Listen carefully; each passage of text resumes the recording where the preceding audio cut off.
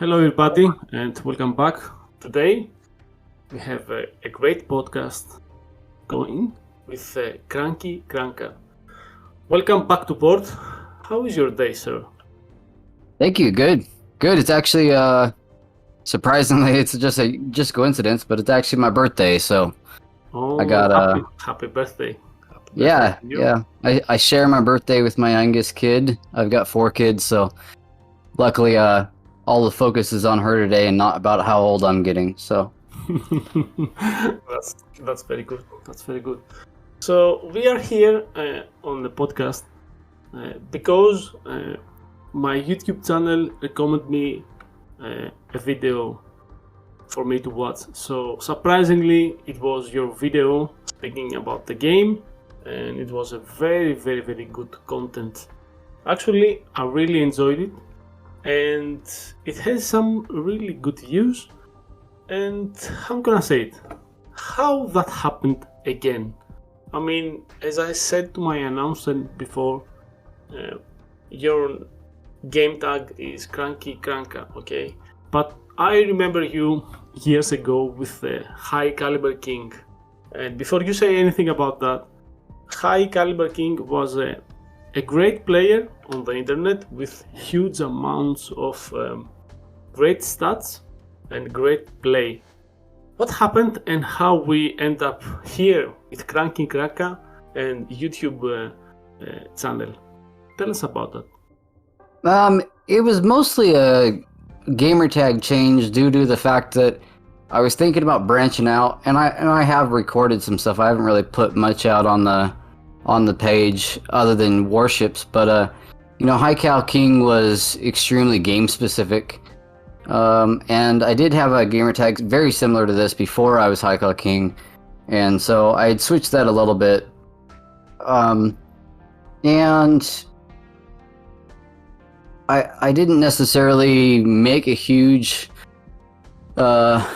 advertisement on Facebook and all that stuff, and that's only because I've stopped communicating there. A lot of times I came off via text with tone or sarcasm. It's hard to tell, and so I put an announcement on the YouTube page and went from there. And looking back at it, there's a lot of people that didn't know I was the same person, and so little lapse of judgment there. But the gamer's tag and it just kind of was a turning of the page. Kind of wanted to branch out and do more, but also kind of change the direction I was going with content.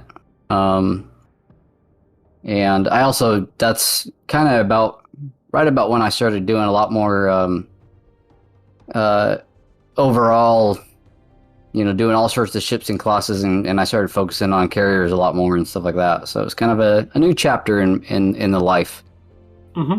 That's very good, because I remember we had some talks about the calculator and how to produce some stats on the World of Warships Legends. I had my calculator, which I was involving, and it was starting to take life. So I gathered some stats from various players around the world, and your stats was there, and I was surprised for the amount of games that you had 2 years ago, if I remember very well.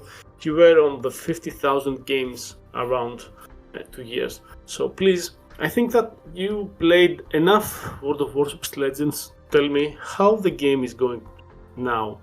What do you feel about the game and the updates that are coming? I mean, we have tier 8, we have the carriers, we have many things change. What is your feeling about the game? How do you feel it now? I mean, I obviously love the game. Back then I had 15,000 battles. It's kind of unique because it's about the same time, really, but I'm coming up on 30,000 right now. I did slow down quite a bit. Obviously, that was 2 years ago, and the game had already been out. But I haven't had surgeries for the last 2 years. Nothing, no major surgeries. So a lot of my playtime was during recovery and on medications and stuff like that. So I obviously love the game and play it more than most people. I think MetaJerk and there's a couple other guys that have more than me, but that's about it. I really like the way the game's going for the most part. I hate Will to Rebuild. It's ruined the game at the higher tiers. The fire chance still hasn't, I feel like there's a massive problem with fire chance with cruisers. Especially when they can outrange or match the range of battleships and that kind of stuff. But, we have the new stat pages and it seems like they're getting more in detail. So overall, I really do still love the game, and it feels like it's, especially with new lines coming out, the secondaries and all of these mods that are coming out, I like those ideas. Yeah, so as far as the game goes, someone like me, I play everything, and I think everybody should. That's how you learn how to counter things the best. But the little problems that we do have, or the few problems that we do have, in my eyes, are kind of game breaking, and I wish that, I feel like anybody that plays tier 7s, 8s, or legendaries knows how broken Will to Rebuild is as far as the infinite heals and stuff. I just wish the developers and Wargaming, whoever those decision makers are, I wish they'd play those tiers a little bit more and realize how frustrating it is to have people that are pretty much invincible. Invisible, and people that are abusing the willing to rebuild option that commanders have. I mean, if you play in a division and you have your mate backing up you, as you said, you have infinitive power and health. You can do pretty good. Yeah, if you have someone to back you up. Yeah, it just promotes bad gameplay, and as a person like myself, I'm really competitive. I like thinking. I like tactics. I play carriers the most lately because it's the one kind of quarterback or coach position you can do, and it really helps if you pay attention to the map. And I've been stressing it since I had 10,000 battles that what sets the average players apart from the really great players is typically map awareness, and carriers really thrive from that stuff. But when you have every game in the higher tiers, you have all the battleships just sit where they spawn and sit with their buddies. It makes for stale gameplay, and that's the kind of stuff that makes me either shut the game down or go play a match of tier 5 Arc Royal, and then I realize that that's really broken, and that's not fun either. So, it's I just wish people would move more, and unfortunately that perk has, all it's done is encourage bad tactics and bad battleship decision making. People either YOLO all the time with their buddy, or they sit in their spawn and make all the cruisers take the fire. So, but the game can't be perfect. There's always got to be something that they're working on. So hopefully they'll get it figured out. I mean, you remember back in time that the implementation of carriers was something big, huge, but it also had a lot of people not crying about them because, they were disappointed with the carriers because carriers were the spotters, the eye of the team, and if a player was a very good carrier player, it could change the game drastically. What do you think about the carrier class, and how do you manage the people that say that carriers don't have a place to this game till now? Without being too abrasive or blunt or aggressive with answering this question, you can be salty. We are on the podcast. Yeah. So with that being said, I feel like if you complain about carriers, there's two things that come to mind. One, you haven't played them, or you don't have very much experience in the game to where you know how to counter carriers, because even in a Shimikaze, a Kagero, a Fubuki, any of that stuff, that's not my biggest concern in a DD, and that's mostly because I have played carriers and all the other classes. Like I said earlier, is you got to know how to counter classes, and the best way to do that is to play them. People started crying about carriers being OP before they even came into the game, and I'm glad that Wargaming brought the carriers in underpowered. You didn't really find carriers too much after a while because people up on it. And the worst part about carriers for me in this game is most of them are pretty bad against DDs other than spotting. And typically that would work out fine. That would be fine.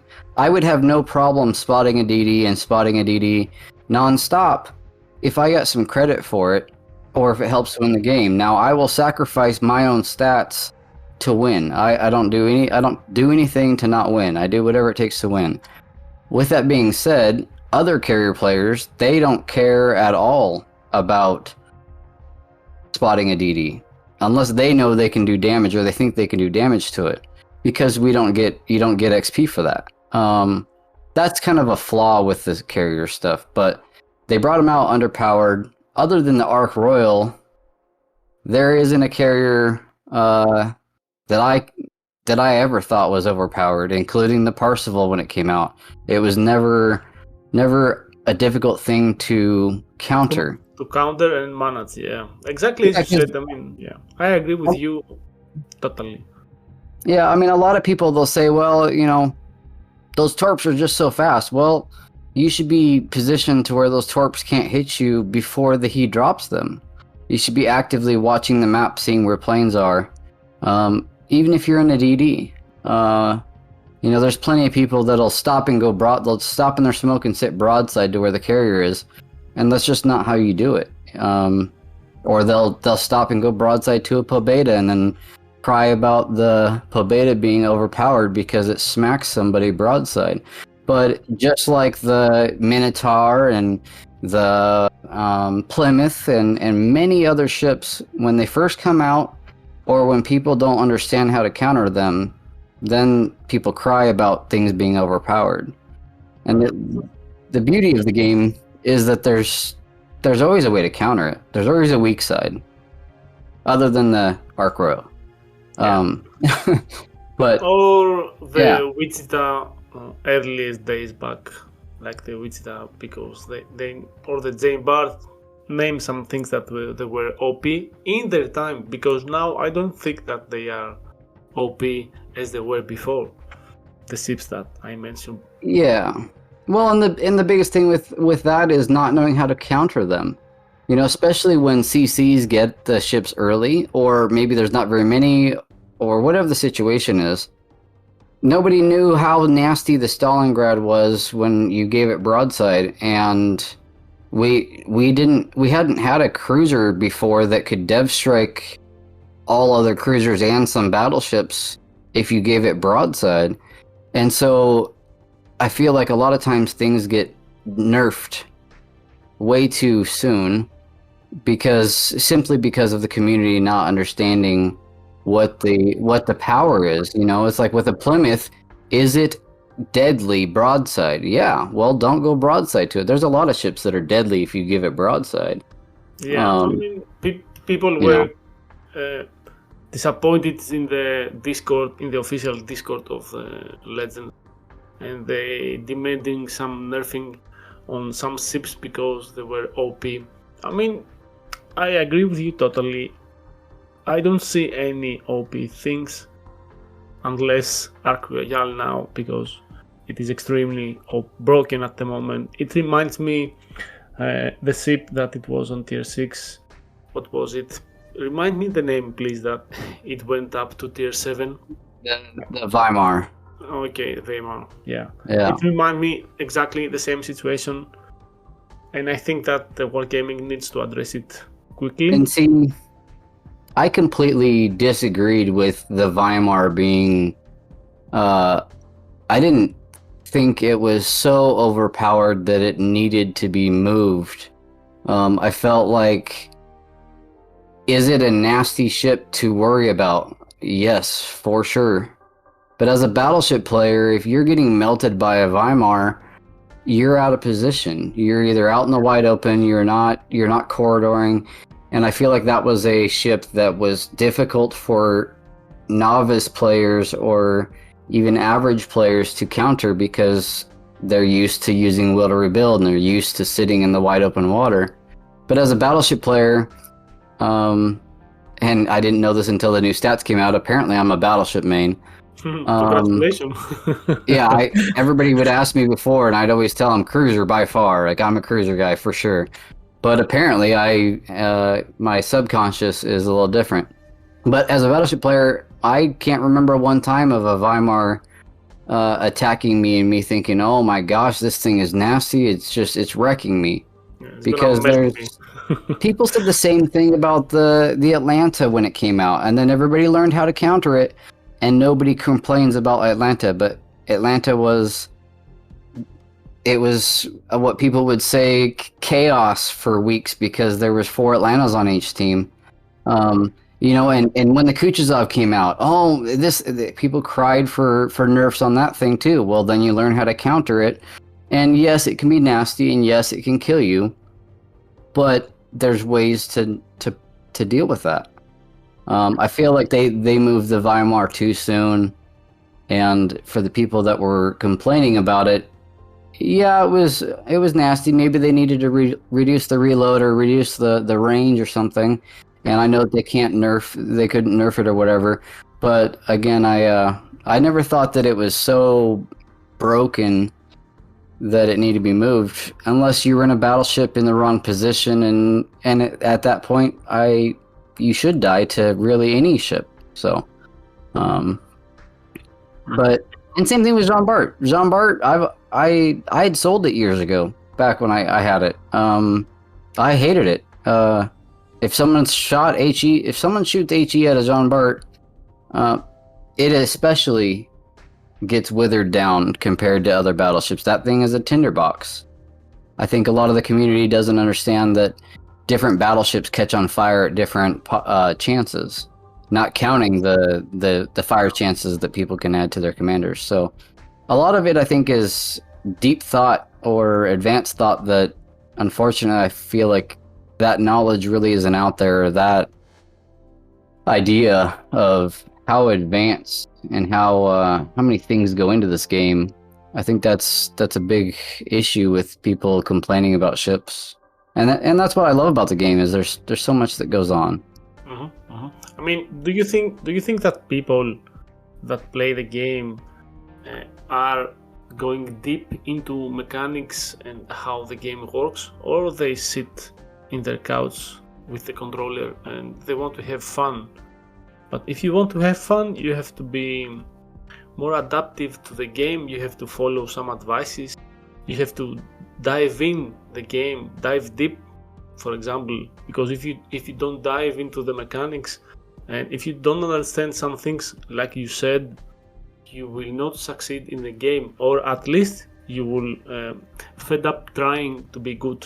What do you think about that? Do you think that the majority of the community really understand the game and the mechanics behind it? No, I really don't. I feel like anybody that's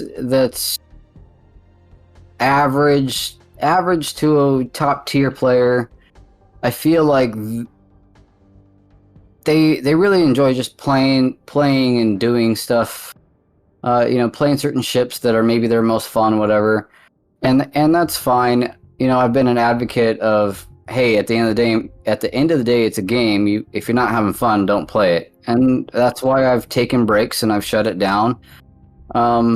There's a lot of people though that also put way too much mental thought into it and don't enjoy it as much as they can, and they're not as good as they could be because they're thinking too much about the mathematics and the angles and the overmatch and the armor thresholds and all of the advanced tactics and techniques. And people have asked me, well, what's the pen timer on this and what's the degree angle of this? And it's like, I don't know, I just play based on feel.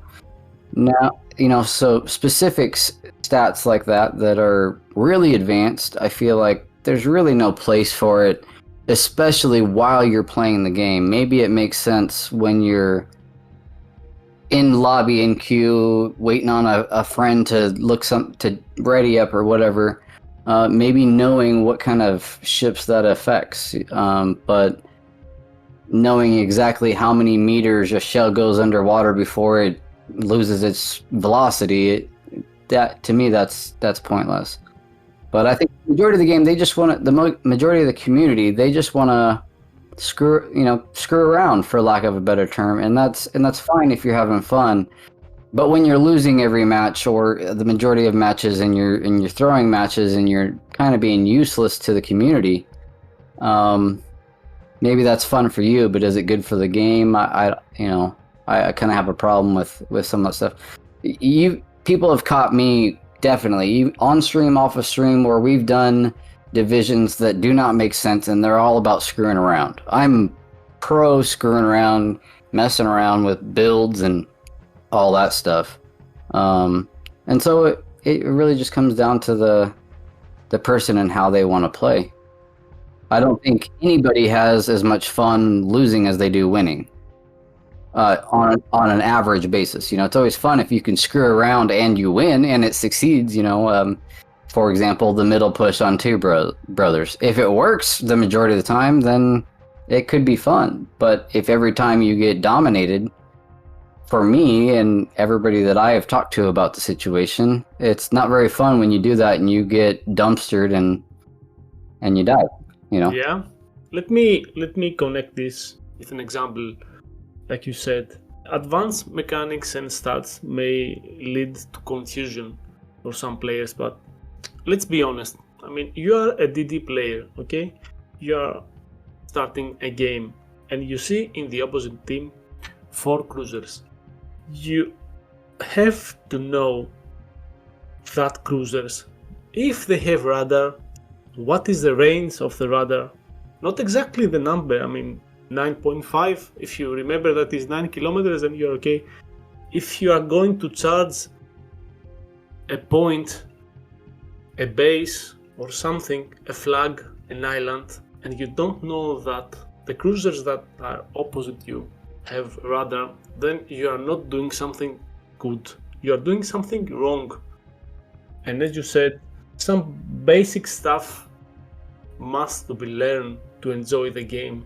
And I'm connected to this with one comment that it was on the Reddit, on a thread about you, that says, "It's really disappointing to highlight someone who speaks so venomously of the community and has such a superior attitude. There are plenty of contributors that are genuinely nice and helpful to the community to have a conversation with." And that comment came from I Can't Explain Myself. It is a Redditor, okay? And now that I'm talking to you, I don't see the attitude. I don't see how disappointed to highlight someone who speaks venomously. You said some things that are the basic stuff to enjoy the game if you want to be good, and you are at the edge of the competitive player. You are a competitive player, but you are giving advices to everyone, not to the guys that want to play over 75%, for example, win rate. I feel like the comment that you read, I have read it, and the comment that you just read there, there's a couple of things that come to mind when I hear that and when I read that. One, when I'm streaming, I am the same person I am off of stream. With that being said, when I'm comfortable with my friends and my stream and my community, and I'm streaming and I call someone an idiot, or call them an idiot, hey, what are these idiots doing? What are these retards doing? That word retard can cause some conflict, because some people get offended by words, and that's why I have parental advisory on my streams and stuff like that. It's not me poking fun at somebody that has a mental disability. I have a cousin like that. It's the fact that doesn't affect me or anybody in my family because we were raised differently. I have tried to restrain from using those words, and there's only so much you can do as far as retraining your mind and your speech patterns. With that being said, I'm not the only one. I can't think of a single streamer that when he says that I speak venomously of the community and has a superior attitude, venomously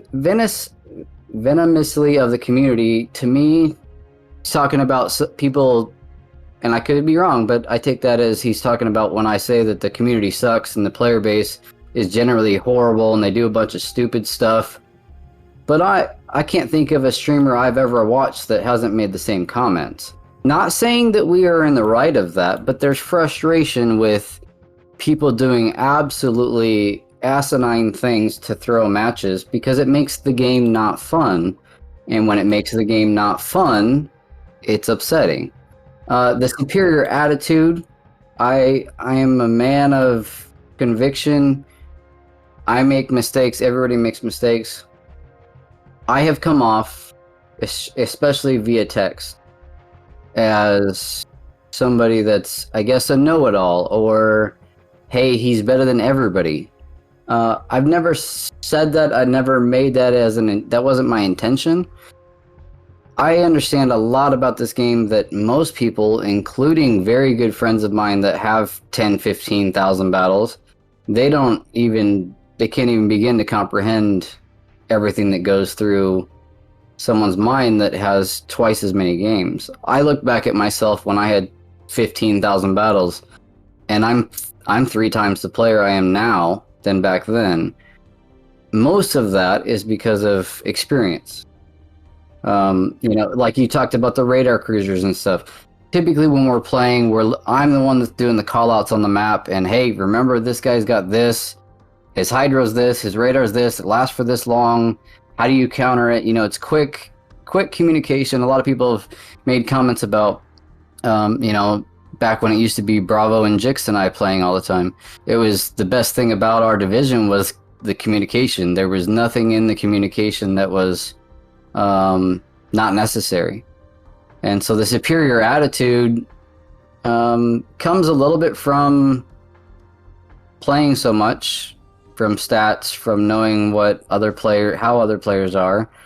And a lot of people come to me for advice and tactics, and a lot of that, whether people realize it or not, a lot of the CCs talk to me on at least a weekly basis and pick my brain about stuff or ask my opinion about stuff.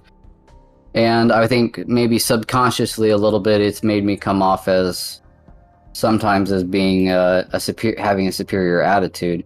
It's not that I meant to be superior, it's just the fact that I've got a lot of knowledge and insight into the game, and I try to share that, and sometimes I try to share that too much.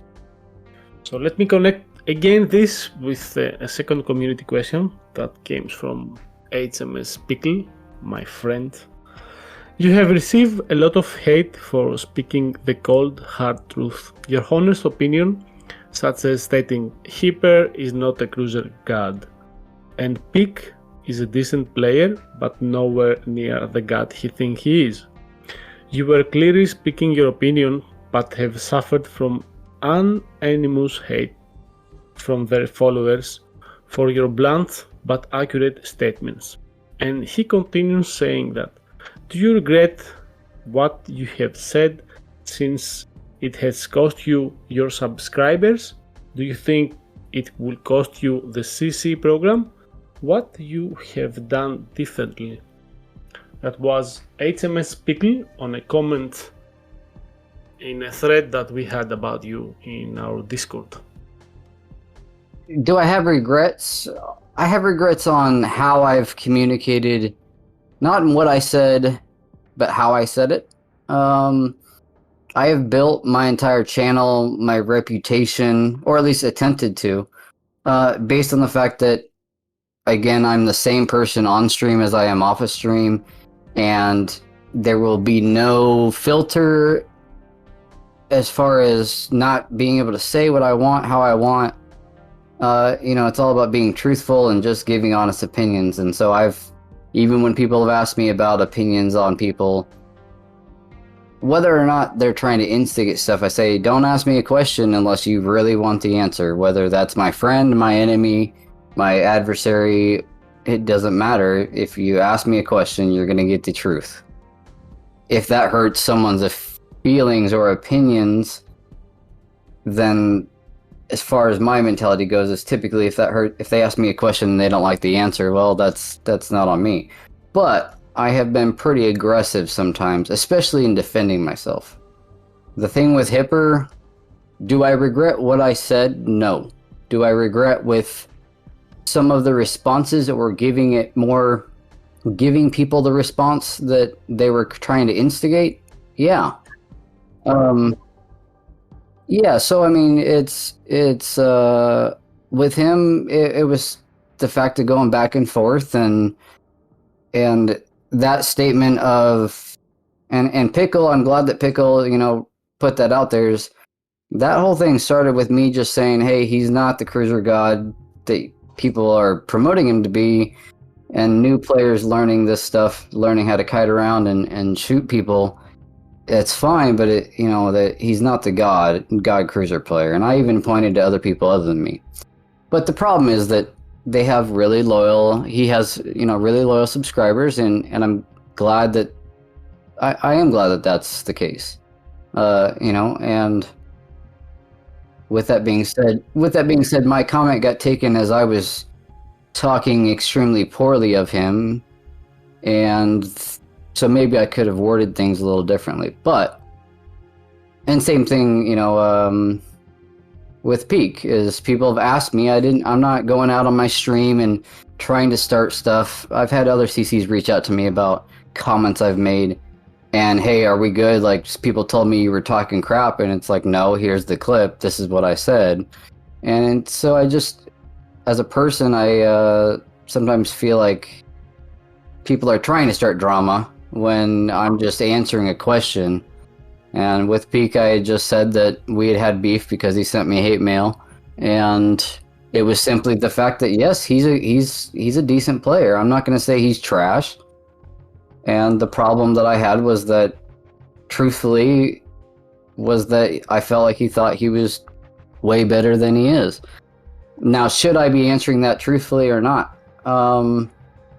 If I cared about if all I cared about was getting more subs and being a CC, yeah, and that's why a lot of people are really filtered on their channels.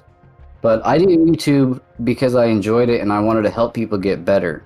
I'm retired from the military. I'm not a billionaire, but I don't do this for the money. And I don't do it for the subscribers. I wouldn't ever be a CC because of my past. But even then, when my past was occurring, I didn't care a whole lot about being a CC other than getting free ships, and I wouldn't like the idea of being told of what to say and how to say it. So the regrets are saying things differently, but I don't regret the answering truthfully to my subscribers or to anybody that asks. We gonna get back to this after the question that we have from Ragriz. He said, why did I get blocked for being bad when you YOLO'd into a Cleveland in a Graf Zeppelin? And why did you never post the stream of our games before you got mad? So this is something personal with Ragriz? Yeah, so with Razgriz, he knows the answer. And that's why I kind of responded like, hey, you're not supposed to ask questions you know the answer to. I wasn't going to air the trash out, I guess is the comment. I don't need to go out and bash people. I don't need more drama, and my stream saw it. The stream was live. There was people that watched it. I will even give credit to Raz a little bit. There was one guy that on stream was like, hey, why are you, what was that about? Isn't that your friend? He didn't get blocked and banned and unfriended because I YOLO'd a Cleveland and a Graf Zeppelin. He got blocked and banned and unfriended because he kept playing selfishly. And even when I called him out on it and asked him for help, he then told me he was going to come help. And then he kept running away. And he threw the game and it was multiple games in a row, and I had just lost it. And I'm the kind of guy that if I can't count on my friend more than I can a random, then I don't want to play with somebody like that. If there's communication and you tell me you're going to do something, or whatever the situation is, I have no time for that.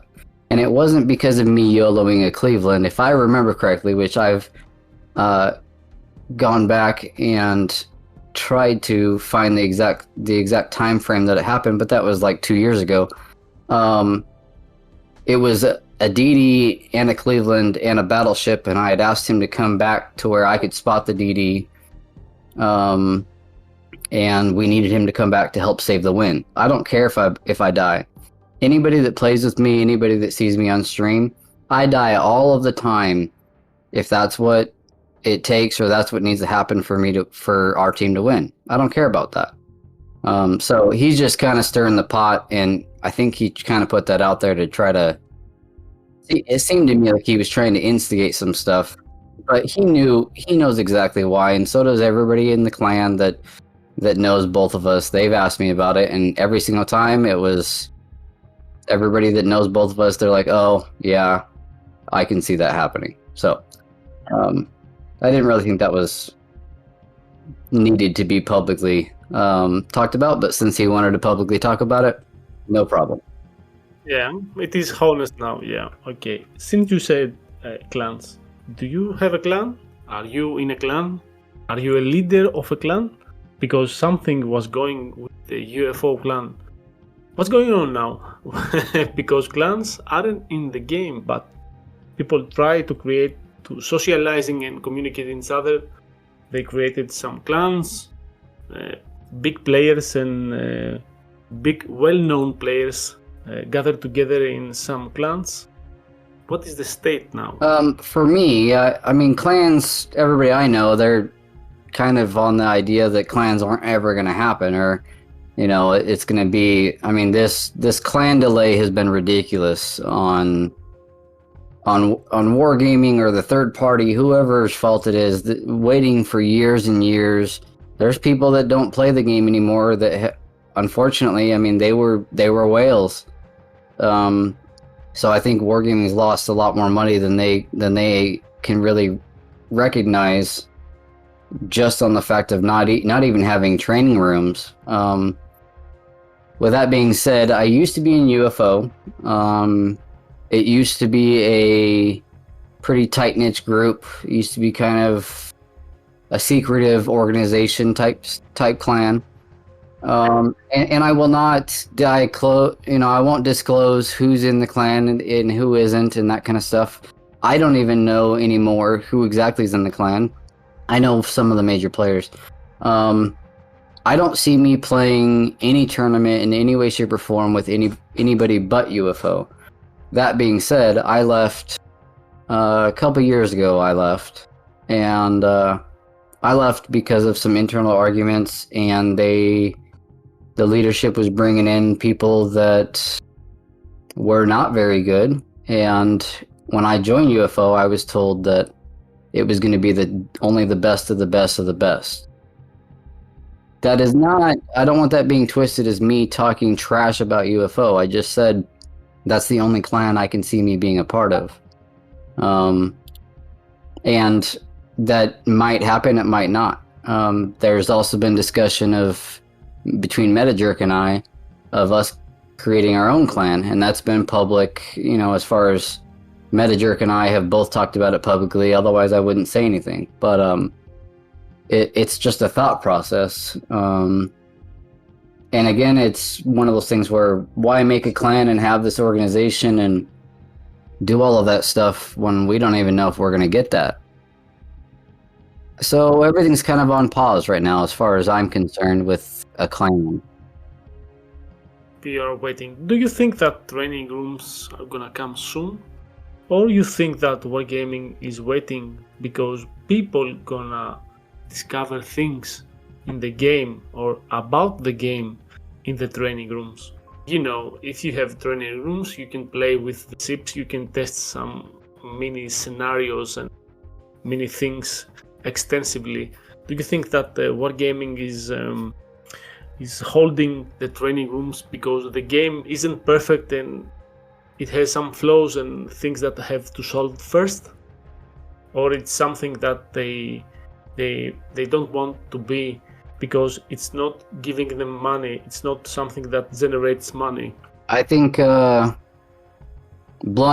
I think it's a little bit of both.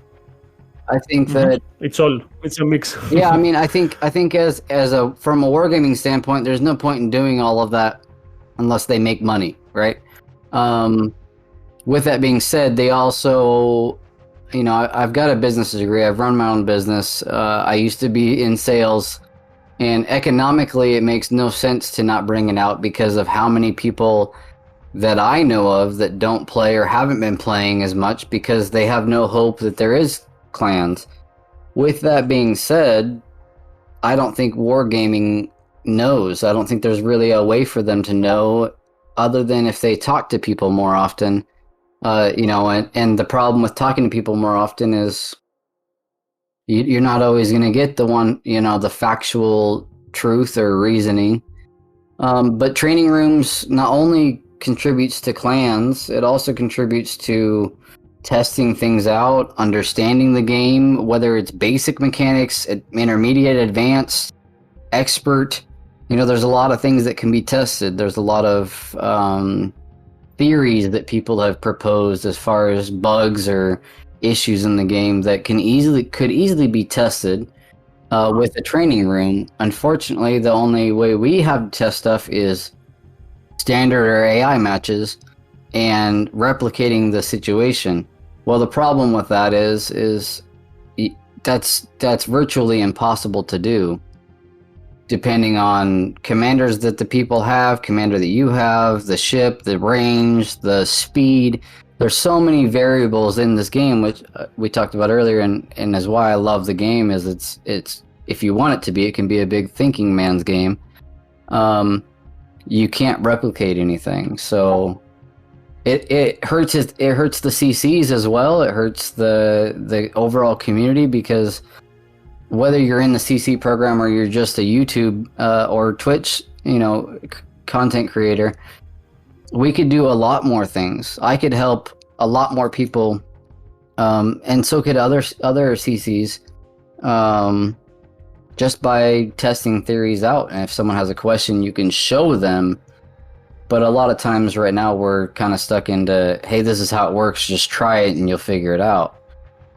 It kind of sucks. Yeah, it's exactly as you said. I mean, let me give to the audience an example. So if someone wants to understand how saturation works on different parts of a ship, you can go to the training rooms and you can set up a scenario, a cruiser spamming HC cells on a battleship far away, and you can see the portion of the ship that is going saturated, and then you can count how many damage you can make of a saturated area, and you can see that you can't no longer produce damage from that saturated area.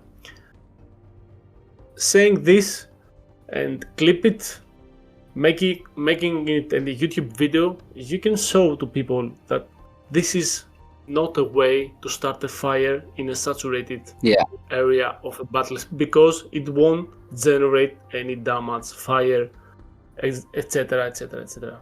So it may be a clip of 1 minute, but it contains all the knowledge of the game and the mechanics, and this is how people can't show to other people that really tip of advice.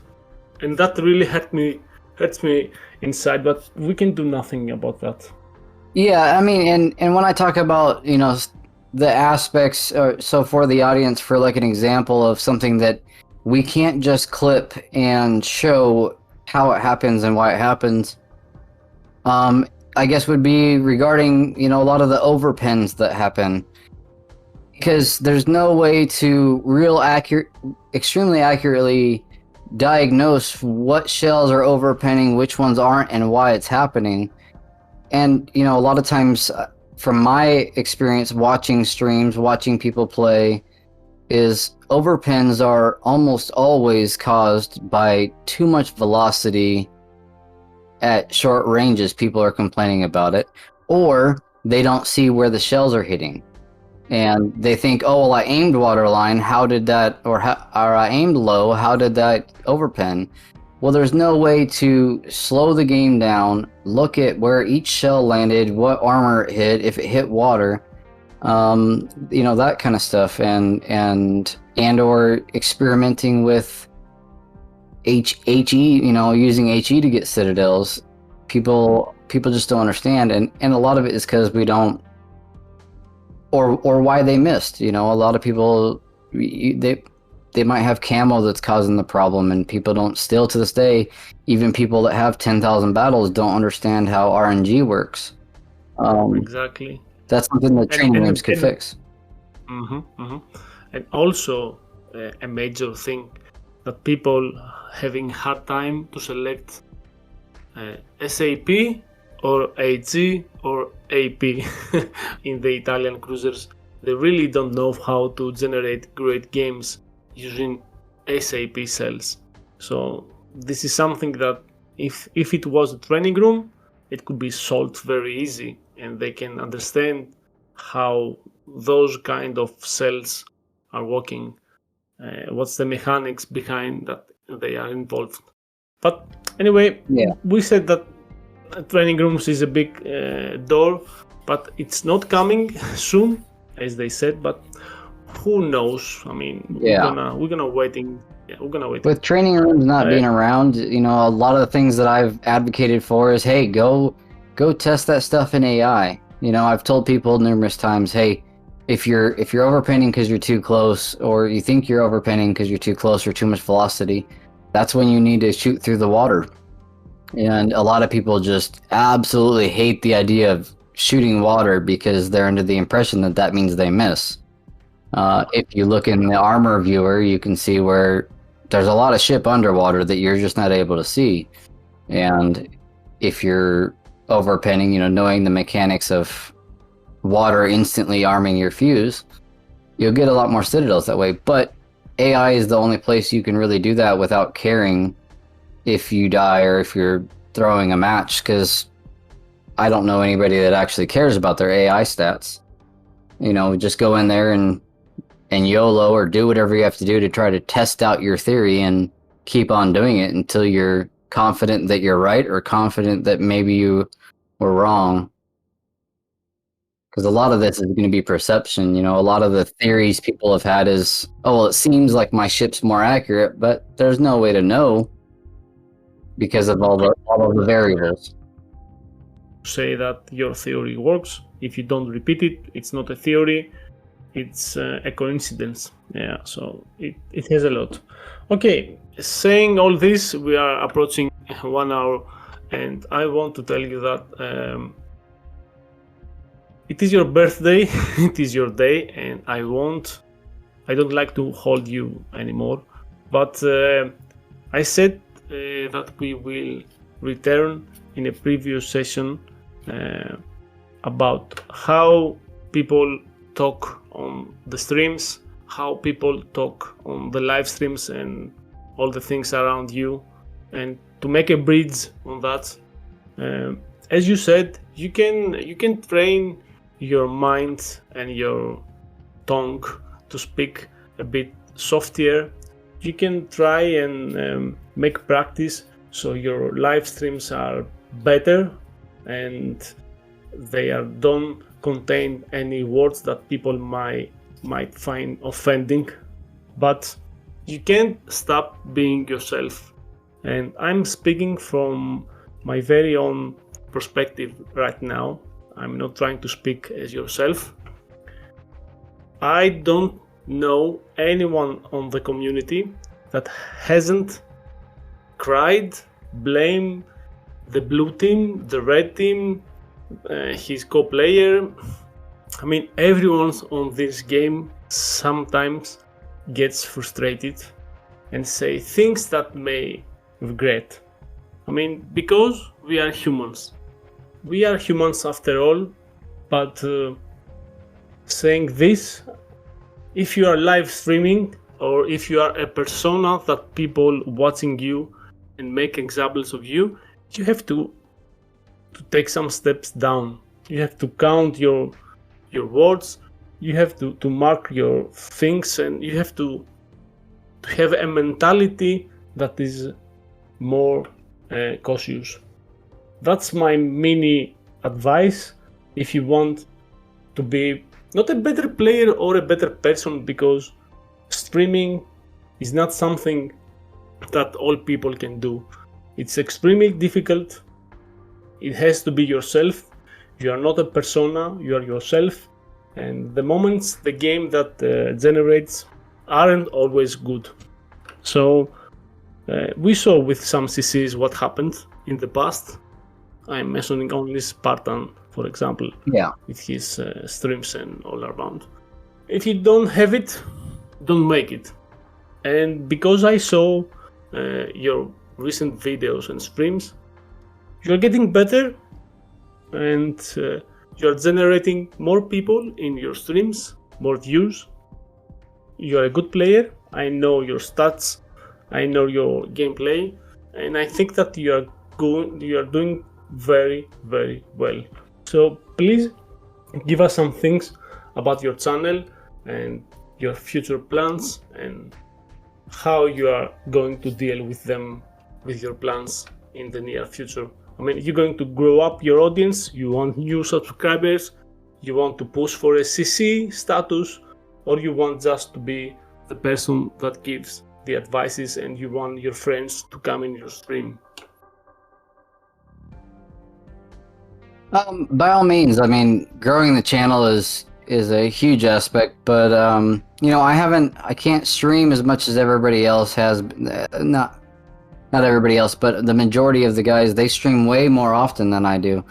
You know, so I've told my subscribers plenty of times, you know, I appreciate the loyalty and sticking around, and there was even times where I went multiple months without streaming or putting a video out, because at the end of the day, life outside of the game was a lot more important. And you know, shoot, there was times where, you know, I faced death a couple times. So with that being said, you know, I was really grateful to get back into making stuff and get back into being excited about the game. I have been focusing a lot more on carrier play, because whether you like it or not, carriers are not going anywhere. They'll be here forever. They already brought them in. There's no stopping it. And I'm not the carrier player that only teaches carriers how to do well. I've made videos on how to counter carriers, and you know, at the end of the day, the intention of my channel is to help people get better at everything, and that's because I have more fun playing a close competitive match and losing than winning in a steamroll, or playing match after match after match of playing with people that have no clue what they're doing. And I didn't start making content or do anything with the channel for over a year after people had asked me to do so, and that's because I wanted to keep everything to myself and not share tips and tricks and stuff like that. And so the future plans is focus on, I've been focusing on a lot of CVs, but focusing on everything. I'm going to try to do more consistent stuff, more consistent videos and streams especially. But, you know, I just hope that people understand that some of us have 4 kids and dogs and lives to, you know, more chaotic lives than the others. I'm not saying the others don't have lives, but, you know, I've got 4 kids alone it's a gracious, it's an amazing thing, but it means that I choose not to stream when they're around, because I don't like watching streams when kids are screaming in the background or running through the house. And so I try to promote the channel and the streams as if something I would watch. So I'm open to any sort of criticism. I've said it before, I'm thick-skinned, and everybody I don't care how perfect you are, everybody can make improvements, but a lot of times if we don't know about that stuff, whether you make it public or private, reach out to your streamers, reach out to me, whoever, maybe they said something, they did something, maybe you have a suggestion. All of us should be open to that. I can't think of one person that wouldn't be, but everybody, like Papa said, everybody's human, everybody makes mistakes, and all we can do is try to improve. And unfortunately for some of us, some of it's habit, it's a habit thing. But yeah, I mean, as Papa we talked about it a little bit, was things have changed, not completely. I'm not a entirely different person. I'm not the flip side of who I was, but everybody can change. Everybody can move past the past and hopefully make amends, or at least better themselves. At the end of the day, that's what everybody should be doing. I think that it is the perfect quote. Thank you very much for being in our podcast.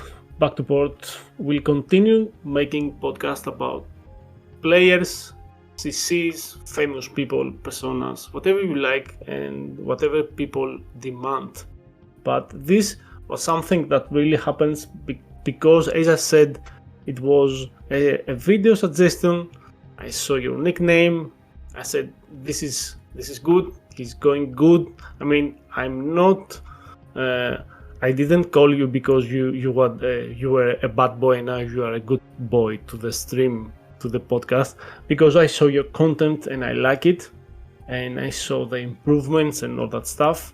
So I think that people who like to see some tips, tricks, and some I don't like the word quality play because people play different.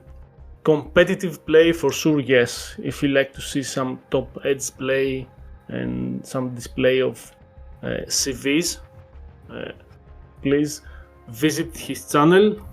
He's there. His YouTube is there. You're gonna see. I'm gonna leave all on the links behind the podcast, the YouTube channel. Give some thumb ups and see how it goes. I'm an open book to you and anybody else, but yeah, I appreciate you bringing me on, and thanks for the kind words.